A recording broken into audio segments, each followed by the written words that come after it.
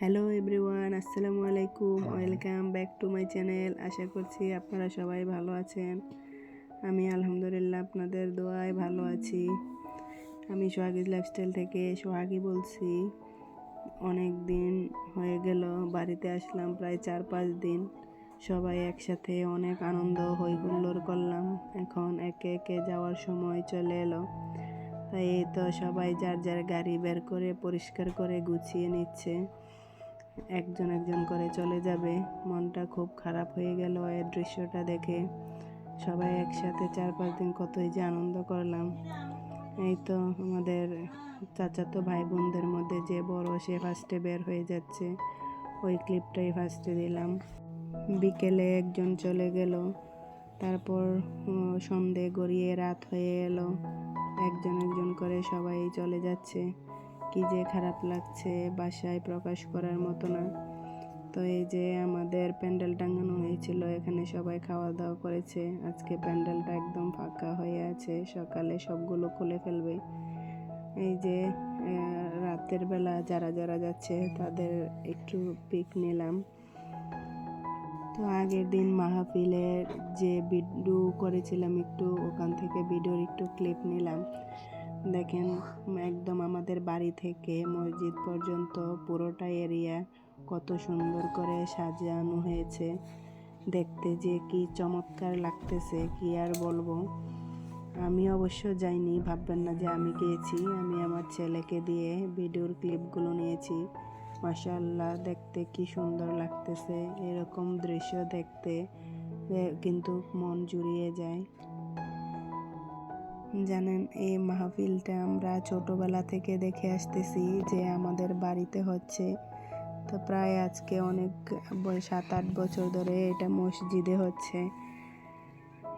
দেখতে খুবই ভালো লাগে, আর দূর থেকে হলেও অনেকটাই এনজয় করি। তো মাহফিল উপলক্ষে বাড়ির সামনে কিছু দোকানপাট বসেছে। এখান থেকে আমাদের বাচ্চা ছেলে মেয়েরা সবাই অনেক কিছু কেনাকাটা করে খাচ্ছে। তারপর আমার বাবা জিজ্ঞাসা করতেছে যে তোমরা সবাই কি খাবা বলো। আমাদের জন্য অনেক কিছু নিয়ে আসছে। তো খাওয়ার আনন্দে পিকনিকতেই ভুলে গেছি। অনেক দোকান বসেছে, বাচ্চারা শুধু কেনাকাটা করতেছে, অনেক আনন্দ করতেছে। রাতের বেলা চুপি চুপি আমিও একটু এসেছি বাচ্চাদের সাথে, যে একটু ঘুরে দেখে আসি। তো ঘুরতে গিয়ে দেখি যে আমার সামনে আমার বাবা পড়ে গেল, তাই দৌড়ে বাসায় চলে আসলাম। তো দেখতে দেখতে কিন্তু আবার রাতের খাবারের আয়োজন চলছে। তো রান্না বাড়া করতেছে, দূর থেকে একটু ক্লিপ নেওয়ার চেষ্টা করলাম। আসলে অবসর থাকলে যা হয় আর কি, অবসর থেকে আর কি করব। এই যে আর আমার মা বলতেছে দেখিস আমাকে যেন দেখা না যায় ওইভাবে ভিডিও করতে। তা আমাদের বাড়িতে যেহেতু ঘরের কাজ চলছে, তাই আমাদের পুরো বাড়িটাই কিন্তু এলোমেলো হয়ে আছে। আমরা কিন্তু চুলার পাশেই বেশি খাই।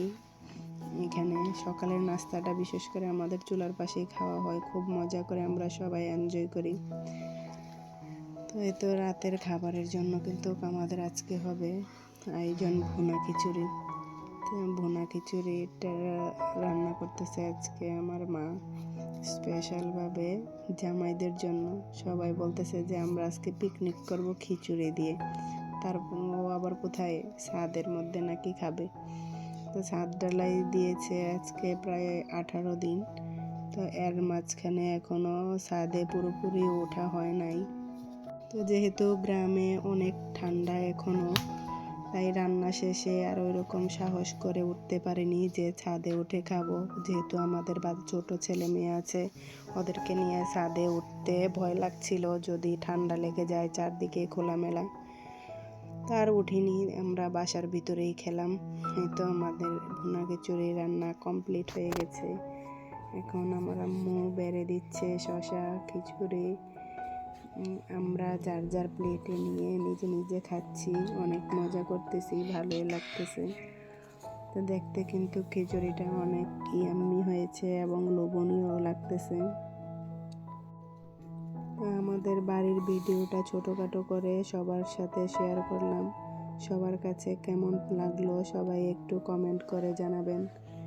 এই তো খাওয়া দাওয়া শেষে আমার ভাইয়া যে কিনা ঢাকায় থাকে, আমার ছোট ভাই, সে চলে যাচ্ছে। মনটা খুব খারাপ হয়ে আছে।